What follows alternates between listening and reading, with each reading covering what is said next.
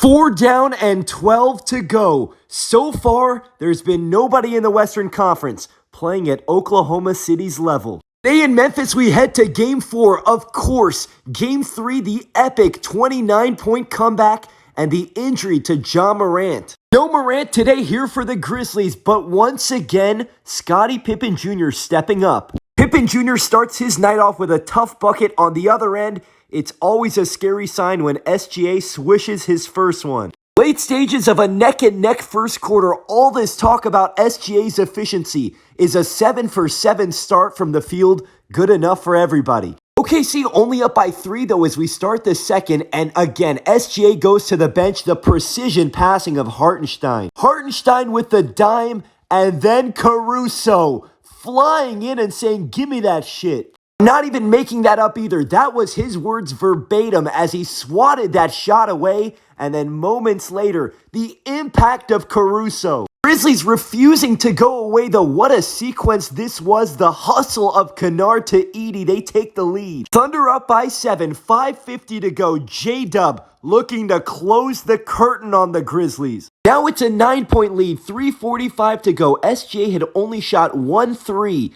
up to this point, but he is clutch. Memphis had every reason to pack it in at this point and get ready for Puerto Vallarta, but they wouldn't. Aldama's 3 cuts it to 2, now it's 4, and it's Pippen Jr. 2-point game, a minute to go. Thunder needing a winning play, and Chet Holmgren, time and time again. Holmgren with the heroics. Thunder up by 3, 20 seconds to go.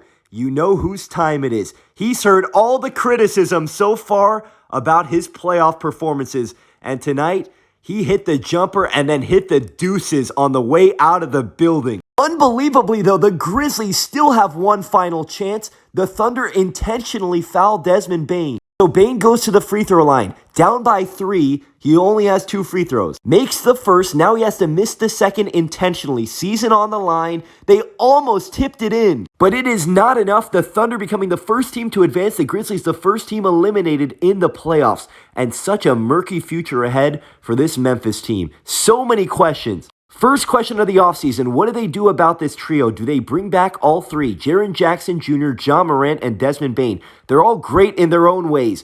But again, it hasn't worked yet. And it's crazy that it hasn't worked considering it was only a few years ago that Ja had that now infamous interview where he said, quote, "We are fine in the West." They might have the most interesting offseason ahead because really they could go so many different ways. Do they end up keeping all 3?